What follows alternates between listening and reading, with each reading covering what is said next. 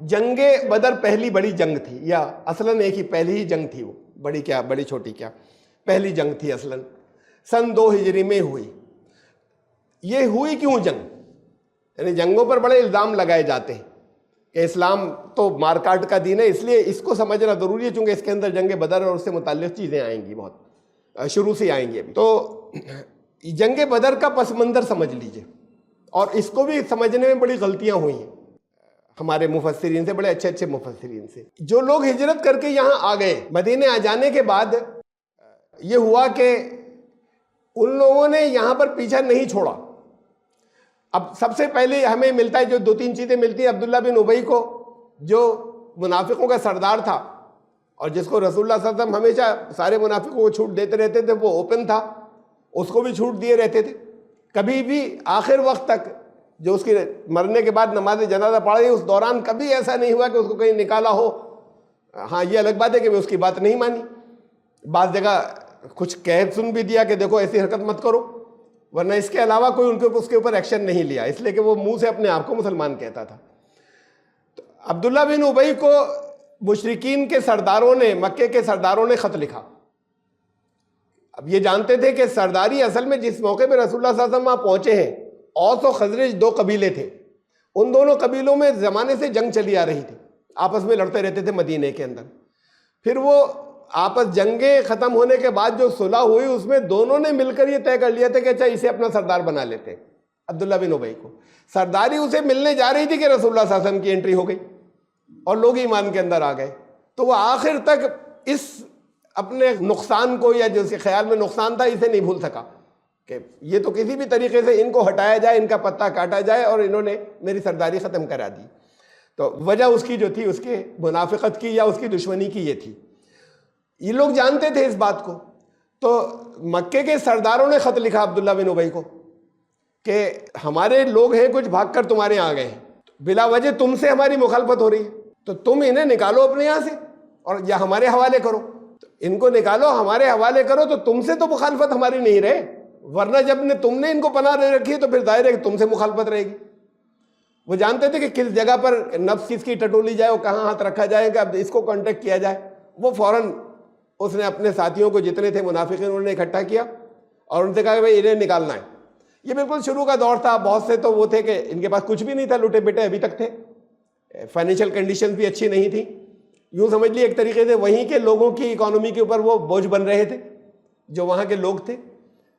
तो ये ख्याल उसको आया कि इसको ज़रा सही तरीके से टैकल किया जाए, तो लोग इस पर, यार लोगों ने 1.5 साल भुगत लिया है काफ़ी, तो वो राज़ी हो जाएंगे लोग कि इनको निकाला जाए। और कुछ उसके बड़े ज़बरदस्त या स्टॉन्च कमिटेड साथी थे मुनाफिकीन जो उसकी टोली में थे, उनसे बैठकर उसने मशवरा किया कि कंसल्टेशन के ये इनको निकालने का क्या बनाया जाए और हमें इनको हैंड ओवर कर देना चाहिए और इनसे यहाँ पर जंग करनी चाहिए और सब खड़े हों और हमारा कबीला पूरा खड़ा हो, खाली ये थोड़ी कि हम कुछ लोग, और इनको निकालें यहाँ से।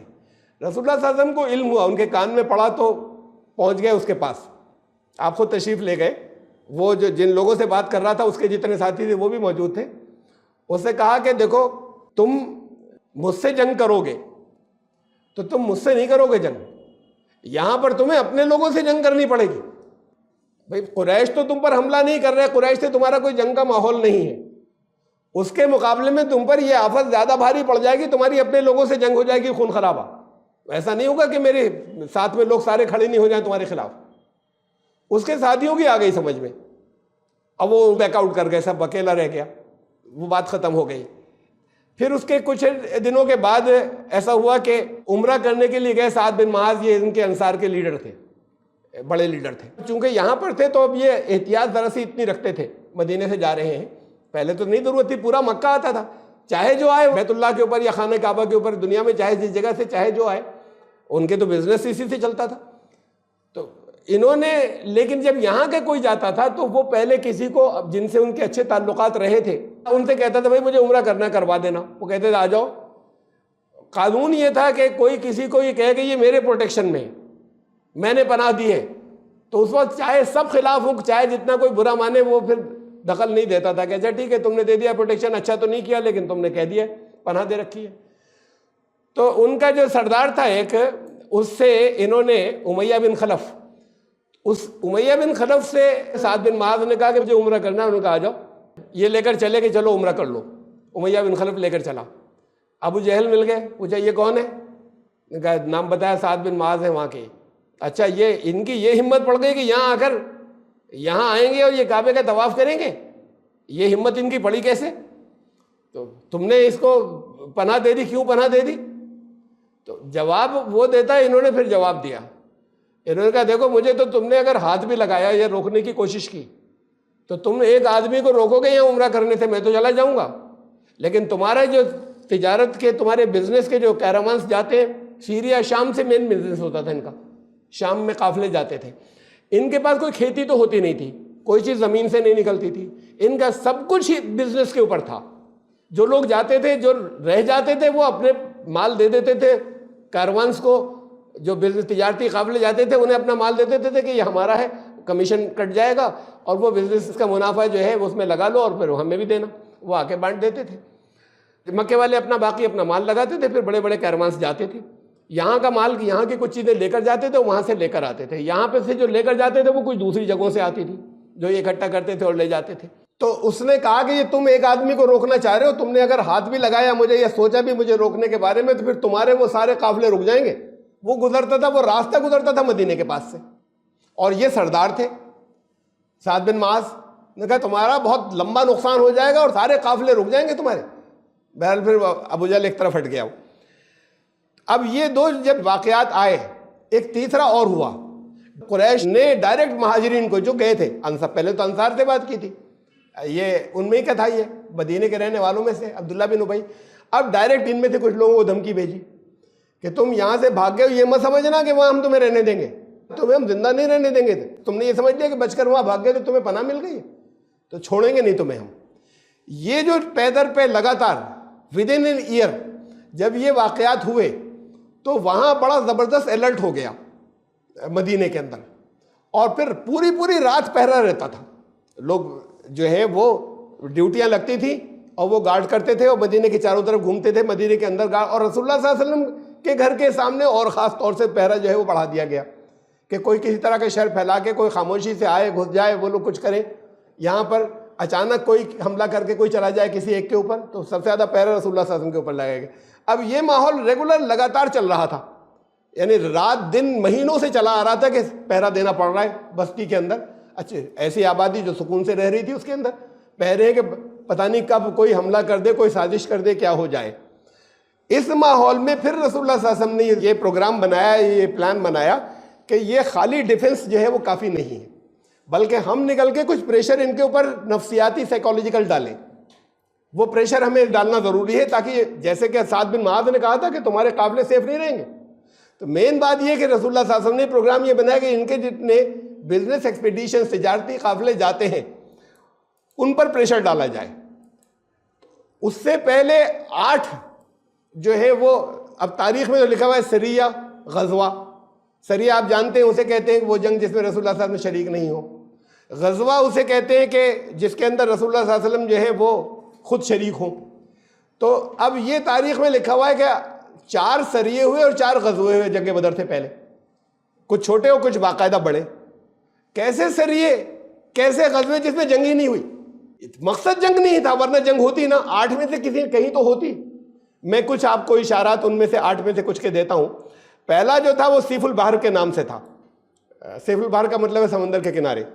तो वहाँ ये ज़रा बड़ा था, सरिया था, यानी तारीख में सरिया के नाम से, यानी रसूलुल्लाह सल्लल्लाहु अलैहि वसल्लम खुद नहीं गए थे, हज़रत हमज़ा को के साथ में, और बड़ा इस लिहाज से कि पहली 30 लोगों को देकर भेजा था, नहीं बड़ा नहीं था। वहाँ पर 300 के करीब जो है वो इनके ये तिजारती काफिले वाले 300 के करीब जो है वो जा रहे थे। अब इन्होंने अपने मदीने ने मुखबर लगाए थे अपने, पता चलता था कि कब जा रहे हैं किधर से, तो वहाँ के बारे में पता चला तो इन्होंने हज़रत हमज़ा को 30 लोग देकर भेज दिया। अब वो जो 300 थे वो 300 सारे के सारे वारियर नहीं थे, जंगी नहीं थे, बल्कि उसके अंदर उनके हिफाजत के सामान वाले वो भी होते थे, हथियार वाले भी, और बाकी चंद एक जो है वो होते थे कि जो जाने के बाद वहाँ ट्रेडर्स वो लोग हैं, और बाकी सामान है, ऊँट ही ऊँट है, उनके ऊपर सामान लदा हुआ है। तो वो 300 के करीब लोग थे उसके अंदर, जिसमें सारे वारियर या जंगी नहीं थे सारे। तो और सबके पास हथियार भी नहीं होंगे, ये 30 गए यहाँ से। वहाँ पर आमना सामना हुआ और दोनों ऐसा हो गया कि जैसे कोई टकराव की सी नौबत आ जाएगी। ये इधर है, प्रेशर डालने के लिए वहाँ पहुँचे थे, और हजरत हमजा तो वैसी तरह जोशीले भी थे, बहादुर भी थे, तो वो लोग भी सामने खड़े हो गए। तो कुछ ऐसा माहौल बना कि टकराव होगा। उसमें फिर उन्हीं की तरफ के कुछ लोगों ने समझाया अपने यहाँ के लोगों को, शायद इनसे भी आके बातचीत की, और बाद मामला डिफ्यूज हो गया, ये लौटाए। अगर हुक्म दिया होता कि जाके लड़कर आना तो लड़ाई होती ना, या अगर उन्होंने उनके पास से कुछ आया तो पहले तो वहां से परमिशन लेते कि साहब ये वहां से ऑफर आया कि रहने दो तो हम वापस आ जाएं क्या। तो खाली प्रेशर डालने के लिए गए थे, वो प्रेशर की बात हो चुकी। उन्होंने कहा जंग के लिए आया, लेकिन फिर वो मामला डिफ्यूज हो गया, ये वापस आ गए। ये था पहला सरिया। सरिया जंग को कहते हैं, वो जंग जो रसूलुल्लाह सल्लल्लाहु अलैहि वसल्लम की कमांड में नहीं हो बल्कि कोई किसी दूसरे को भेजा हुआ है, तो फिर ये पहला सरिया कहलाता है जिसमें कोई जंग नहीं हुई। दूसरा सरिया राबिग नाम का था, हज़रत उबैदा बिन हर्स 60 सहाबा को भेजा। अब यहाँ उधर अबू सुफियान था। अबू सुफियान जो था वो बहुत बड़ा, बहुत शातिर वो भी था, बिजनेसमैन। वो ज़्यादातर कैरवान्स को लेकर जाता था, और इसलिए जिसमें ज़्यादा होते थे अबू सुफियान इसलिए लेकर जाता था कि अबू सुफियान वो अच्छा जंगी कमांडर भी था, तो था कि ये जाएं, कुछ लोग उसके अंडर में जंगी होते थे और बाकी फिर। तो अबू सुफियान जो है वो 200 लोगों को लेकर, कारवान में उसके 200 लोग थे, 60 लोगों को देकर भेजा, इत्तला मिली थी, इंफॉर्मेशन मिली थी। तो ये दूसरा था सरिया राबिग। जंग नहीं हुई, वापस आ गए, कोई जंग नहीं हुई। उनको मालूम हुआ कि यहाँ हैं, कुछ बच गए होंगे कि ये लौट आए। अबे हमला क्यों नहीं किया जब गए थे, तो लड़े क्यों नहीं? लड़ने भेजा था, लड़ने भेजा होता तो कोई टकराव तो होता ना, कोई टकराव नहीं है, वो वापस आ गए, मिशन पूरा हो गया। ऐसे ही वापस आ गए, मिशन पूरा हो गया। तो किस लिए भेजा था? इसको हमारे सारे कुरान के मुफस्सिरीन ऐसे रखते हैं कि ये सब लड़ने भेजा था, लूट मार करने भेजा था, माले गनीमत लेने भेजा था, कत्ल करने भेजा था, जंग करने भेजा था। जंग ही नाम भी रखा है, सरिया और गज़वा। ये साइकोलॉजिकल वारफेयर कह लें हम, नफ्सियाती जंग, उसकी ये टीम्स थी जो भेजते थे प्रेशर डालने के लिए। इस प्रेशर को हटाने के लिए हुआ कि अब ये काम नहीं चलेगा कि प्रेशर सारा हम पर है, हमें भी कुछ करना चाहिए। तो प्रेशर उन पर डाला जाए इकोनॉमिक, कि तुम्हारी तो पूरी इकोनॉमी खत्म हो जाएगी, देखो जिस तरफ से भी निकल कर जा रहे हो वो हमारे लोग पहुंच जाते हैं, और फिर हमला कर दे, तुम्हारी चीजें ले ले, लूट ले। लूटा कभी नहीं गया। फिर एक गजवा आ रहा है, 200 सहाबा को लेकर रसूलुल्लाह सल्लल्लाहु अलैहि वसल्लम निकले। गजवा बुआत नाम है, कुरैश का काफिला था, उसमें 100 लोग थे। रसूलुल्लाह सल्लल्लाहु अलैहि वसल्लम 200 को, अब तो दुगने हैं, उनके 300 के मुकाबले में इनके हज़रत हमजा के साथ में 30 गए थे। अब उनके मुकाबले में दुगने हैं, और वो भी सारे के सारे जंगी नहीं है। अबू सुफियान था, उसके कमांड में कुछ लोग होंगे। तो अब ये लोग पहुंचे, जंग करना होती तो जंग होती, ये मौका था जब हमला करते। अब तो खत्म कर देते, तो बिल्कुल श्योर शॉट अपने हाथ में था ना, माल लूट कर लाना है, लोगों को कत्ल करना है और हमला करना है, कैदी बना कर ले आना है। कुछ भी नहीं हुआ, वापस लौट आए। यह गजवा कहलाता है, जिस जंग की कमांड रसूलुल्लाह सल्लल्लाहु अलैहि वसल्लम कर रहे हो। मैं 8 में से आपको अलग अलग के किस्से बता रहा हूँ। अच्छा, फिर गज़वे सफ़वान, कुरैश की एक टुकड़ी जो है मदीने की एक चरागाह पे उन्होंने हमला किया। अब यहाँ पे उन्होंने हमला, वो चरागाह वो थी जहाँ उनके मवेशी चढ़ते थे, इनसे लड़ने नहीं आए, और वहाँ पर हमला करके ये जानवर उन्होंने ले गए। कुछ लोग थे, उन्होंने अपनी वो बनाई, और वो आके हथियार वाले भी थे, और वो सब आके यहाँ से ले गए। उन्होंने अपनी तरफ से ये इक़दाम किया। अब ये ऑफेंस था एक। तो फिर ये जो है, ये गज़वे सफ़वान, रसूलुल्लाह सल्लल्लाहु अलैहि वसल्लम 70 सहाबा को लेकर निकले, पीछा किया बड़ी दूर तक, लेकिन वो भाग चुके थे, लेकर हाथ नहीं आए, छोड़ दिया, वापस आ गए। मिलते तो फिर शायद जंग हो जाती। जंग शायद इसलिए हो जाती, बाकी फिर उसके आगे कोई एक्शन नहीं लिया। जब वो हाथ से निकल ही गए तो आगे कोई एक्शन नहीं लिया। गज़वे ज़िल अशीरा, रसूलुल्लाह सल्लल्लाहु अलैहि वसल्लम, उसमें कहीं रिवायात में 150 से 200 का तज़किरा आता है, इतने सहाबा को लेकर निकले। अब ये बड़ी तादाद थी। खुद रसूलुल्लाह सल्लल्लाहु अलैहि वसल्लम जो है वो लेकर निकले थे अपनी कमांड के अंदर, इसलिए कि दूसरी तरफ अबू सुफियान का लश्कर था। तो अबू सुफियान का जो लश्कर था, काफिला था, बड़ा काफिला था, बहुत बड़ा, सारे मक्के वालों का माल लगा हुआ था उसमें, कोई नहीं बचा था जिसका माल नहीं लगा हुआ हो। और उसमें शायद 1000 के करीब ऊँट थे, अब बड़ा, तो उसमें कोई घर ऐसा नहीं था जिसका माल नहीं लगा हुआ। उसको लेकर अबू सुफियान जा रहा था। तो यहाँ इन्फॉर्मर्स ने इत्तला दी, रसूलुल्लाह सल्लल्लाहु अलैहि वसल्लम को लेकर निकले। तो अब लेकर निकले कोई, जैसे ये तो हमें मालूम है कि जब इनके पास दुगने लोग थे तब भी हमला नहीं किया, कोई जंग नहीं, वापस आ गए थे। खाली प्रेशर डाला था, एक नफ्सियाती प्रेशर है कि भागे, बच्चे इधर, अरे ये हमला कर देंगे, ये लूट लेंगे, तो बच के भागते थे।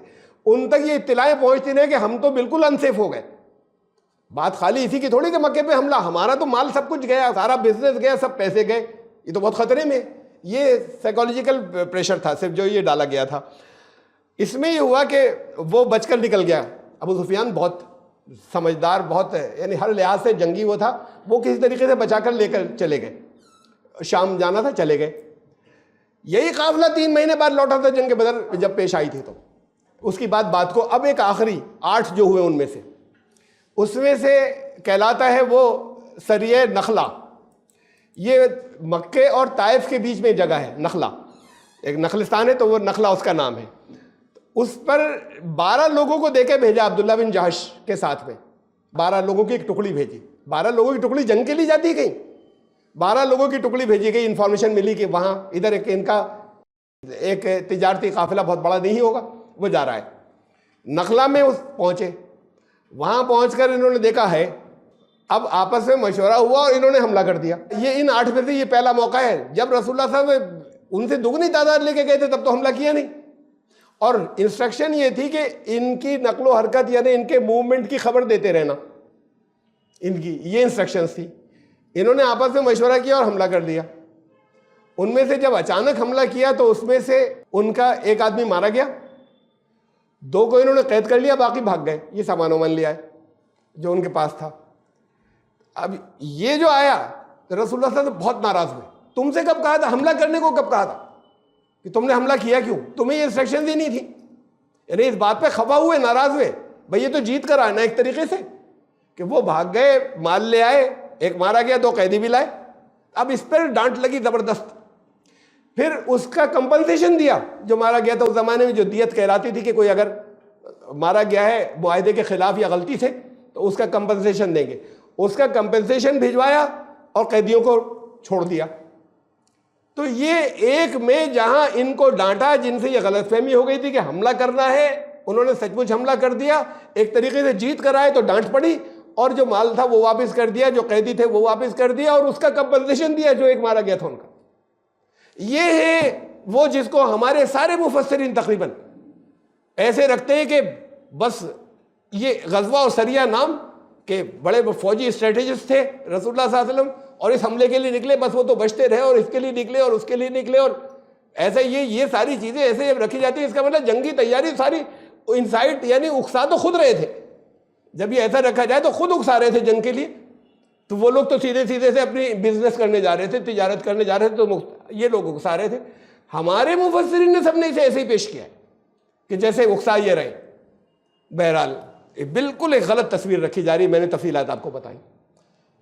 अब उसके बाद वो काफिला जो अभी मैंने बताया नंबर 7 पे जो था, जो अबू सुफियान लेकर गए थे, वो 3 महीने बाद वापस लौटा। बहुत बड़ा था वो। जब ये इस दरमियान में ये चीजें आई कि इनको इसी बीच के अंदर कि इनको धमकियां आई कि हम तुम्हें छोड़ेंगे नहीं, मुहाजिरीन को वहां से, और फिर यहां पर जाहिर है कि ये माहौल चल रहा था। तो अब रसूलुल्लाह सल्लल्लाहु अलैहि वसल्लम ने फैसला ये किया कि इनको अब चोट देनी चाहिए। ये खाली नफ्सियाती वारफेयर से काम नहीं चलेगा, इनको चोट देनी चाहिए, और कम से कम ये तो हो कि इनको माली नुकसान अभी तक नहीं हुआ है। जाते हैं उनके ऊपर प्रेशर पड़ता है, वो बच के निकल जाते हैं, लेकिन अपनी शरारतों से बाज नहीं आ रहे। यहूदियों के पास भी कहला के भेज रहे हैं कि इनके खिलाफ कुछ बनाओ। तो फिर ये तय किया कि अब ये करना पड़ेगा कि इनका मतलब फाइनेंशियल लॉस तो जब होगा जब वाकई हमला करके इनका माल जो है वो छीन लिया जाए। मकसद लोगों को मारना नहीं था, इनका माल छीन लिया जाए। ये माल की या गनीमत या लूट की हवस से नहीं था, बल्कि इन हालात के अंदर ये जरूरी हो गया था कि अब इनको सचमुच एक फाइनेंशियल लॉस हो, एक झटका लगे। तो इंफॉर्मेशन थी कब आ रहा है वापस, तो रसूलुल्लाह सल्लल्लाहु अलैहि वसल्लम ये 313 सहाबा को लेकर निकले। 313 की हालत ये थी कि 2 घोड़े थे, 70 ऊंट थे। 70 ऊंट हैं, जब 313 हैं तो बारी बारी बैठते थे लोग उनके ऊपर, पर बाकी पैदल चलते थे, बारी बारी उन पे बैठते थे। घोड़े कुल 2 थे, हथियार भी नाकाफी थे। काफिले के अंदर कितने लोग वॉरियर्स होते हैं, बाकायदा जंग के लिए नहीं निकले थे ताकि कोई गलती ना कर बैठे, तो कमांड में खुद थे, आप खुद लेकर निकले थे। और अबू सुफियान खुद बहुत इंटेलिजेंट या बड़ा शातिर या स्ट्रेटेजिस्ट था, बहुत बड़ा। अब वो अलग इंफॉर्मेशन एक बार तो हो चुका था, बचा कर ले गया था, तो वो अब उसे वापस लाना था। अब ज्यादा माल था, जब वापस आ रहा था तो उसने अपने इन्फॉर्मेंस रखे थे पता लगाने के लिए, उसको इन्फॉर्मेशन मिल गई कि ये निकल रहे हैं, अबू सुफियान को भी इन्फॉर्मेशन मिल गई इनकी। तो उसने पहले काम तो ये किया कि बड़ी तेजी से एक अपना रिप्रेजेंटेटिव कासिद दौड़ाया मक्के की तरफ, मक्के वालों तुम्हारा सब माल लूटने जा रहा है, कुछ भी नहीं बचेगा, बैकअप भेजो, कुमक भेजो, वरना सारा माल लूट जाएगा। वहां पहुंचते ही एक हंगामा मच गया, हर एक का माल सारे मक्के का लगा हुआ था, उसके अंदर सारे लोगों का लगा हुआ था। तो वहां फौरन ये हो गया कि चलो और हथियार लेकर चलो। तो फिर जब ये चले यहां से, वो चूंकि इतना बड़ा स्ट्रैटेजिस्ट था, वो काफिले को अलग रास्तों से रास्ते भी जानता था, वो किसी तरीके से घुमाकर बचाकर किसी और रूट से निकाल ले गया अबू सुफियान।